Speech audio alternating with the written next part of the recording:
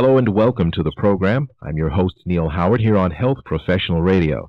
Thank you so much for joining us here today. You know, the calendar officially tells us that it's fall, which means that our days are getting shorter and we're getting less sunlight each day. Now, without knowing it, lots of people struggle silently with a form of depression known as SAD, or Seasonal Affective Disorder. Our guest in studio is Sandra Reich.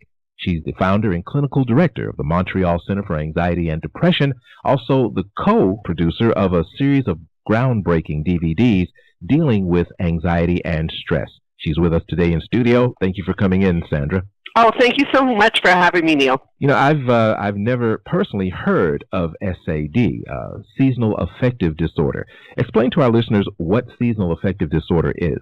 Well, the reduced level of sunlight in fall and winter sometimes causes a winter onset of these feelings. It's a decrease in sunlight that basically disrupts your internal clock and sometimes lowers your serotonin, which is our feel-good neurotransmitter, and therefore our mood is affected as well as our energy level. If you discover that someone's suffering from SAD, what are the symptoms? You know, how do you diagnose that someone's suffering from SAD and not some other type of depression? Well, it's tricky because the symptoms mimic depression, so they're tiredness, fatigue, weakened immune system, a lack of concentration, sometimes overeating, particularly carbohydrates, sometimes alcohol or drug abuse, guilt, worry feelings, those kinds of things. So to come to your question is where you have to be suspicious is if it keeps happening right around this time of year and seems to get better in the spring or summer, it's most likely SAD and not depression. If it's happening throughout the year, you're probably looking at a depression.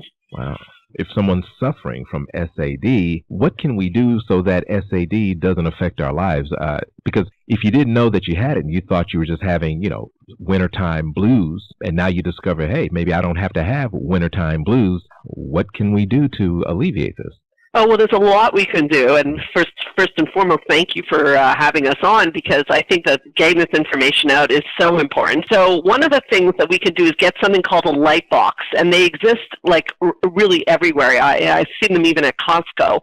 What they do is they give off light that imitates the sun, and that really almost immediately reduces the symptoms of seasonal affective disorder, because the sunlight goes into the eyes, so you put it literally on your desk, it goes in your eyes, and the light stimulates your body's circadian rhythms. So that's one thing you can do. Another thing is get up in the morning and get out into the morning sunshine. The more exposure to natural light, the better. And of course, our basic habits of food, sleep, and exercise, always necessary to combat against depression, anxiety, and definitely SAD. Say if a person is living their life with SAD, they don't know it, and they've become an addict or an alcoholic for one reason or another. Is SAD made more severe by those conditions? And if one is suffering from either of those conditions or both, is SAD even treatable? Okay, well, great questions. First of all, the problem is that we turn to substances such as alcohol or even food when we're feeling down, but alcohol is a depressant. So in fact, it starts a vicious circle because you're already down and now you're going to get more down. So it makes it more difficult, but it doesn't mean that it's not treatable. But now we have a new problem we have to treat, which is if you become addicted to the alcohol. So it's understandable. It's a bit of a slippery slope. You're feeling bad, so you take something to feel better, but you have to pay attention. You have to be curious. If you're taking something that's going to lower your energy or lower your mood, and again, alcohol, smoking, weed, these kinds of things are depressants,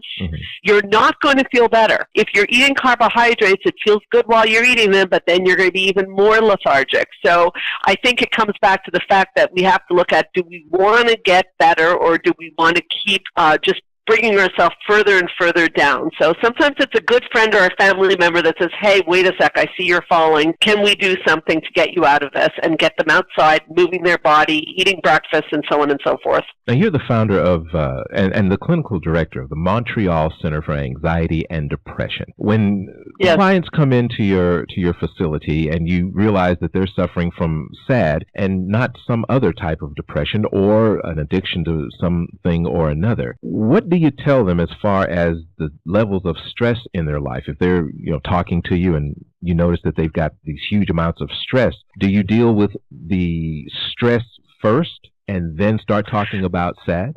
Well, we do them at the same time, and I think that that's, again, a really good question, because the treatment for the stress or the anxiety and the treatment for SAD is the same, because really we should always be doing stress management techniques. And if we, again, go back to basic stress management techniques, they happen to be, the very basics are making sure you eat, making sure you sleep, and making sure you move your body. So if we start with those basics and we look at SAD, those are also the things we need to do for SAD. So the good news is we don't need to be diverting too much. We've got to always make sure that even people who don't suffer SAD, you and I don't think you're suffering SAD, I'm not suffering SAD. We need to have good stress management techniques. We live in a crazy world with, lots to take care of. So we need to have we're only as good as our strategies, and that's a lot of how we started the videos, is to make sure that people had access to what are the strategies to combat anxiety and depression and the susceptibility to those problems. Well, let's talk about a couple of those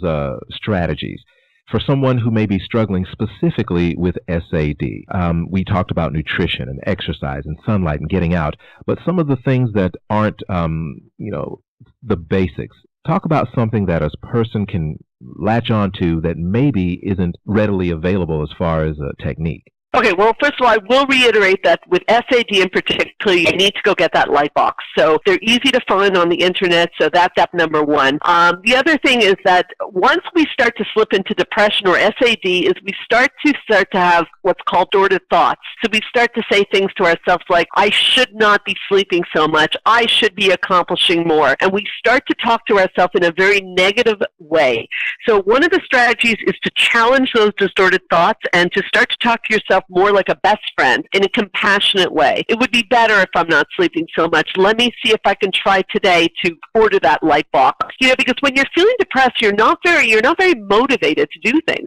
So you have to take things in small increments and definitely encourage yourself step by step, incorporating a good breathing strategy, a good relaxation strategy. These are skills that you can learn. We teach them. You can learn them and start to incorporate them into your life, and then say to yourself, great job. It may sound very simplistic, but I'll tell you, the treatment for these things, the basic treatment, if you're in big trouble, obviously go see your doctor. We don't want to say not to go see your doctor. But if you're starting to feel a little lethargic, a really great thing is to start your strategies right away. We're only as good as our last strategy.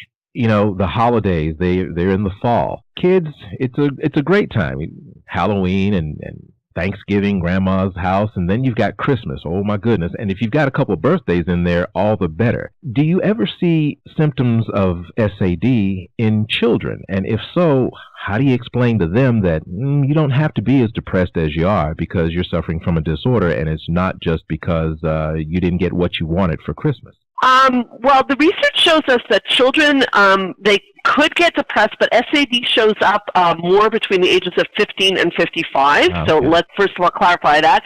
But yes, children are susceptible to depression and anxiety at this time of year, exactly for what you're talking about, is that the expectations of the holidays are very high. It plays a real mind game on all of us because we see so many people supposedly being so happy. We watch commercials on TV. Everybody looks like they're loving and wonderful, and there's almost nowhere to go but down. So what we have to do is we also have to remind ourselves that we tend to compare only upwards. We need to compare also downwards and to be a little bit more realistic in our expectations. So part of it is to enjoy Christmas, enjoy the holidays, but remember that it's almost cliched, but external gratification is not really that linked with happiness. Internal gratification is linked with happiness. So we've got to be okay with ourselves. You've been listening to Health Professional Radio. I'm your host, Neal Howard, in studio with Sandra Reich, founder and clinical director of the Montreal Center for Anxiety and Depression.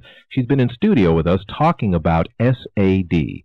It's been great having you in studio today with us, Sandra. Thank you so much for having me. Thank you. Transcripts and audio of this program are available at healthprofessionalradio.com.au and also at hpr.fm, and you can subscribe to this podcast on iTunes.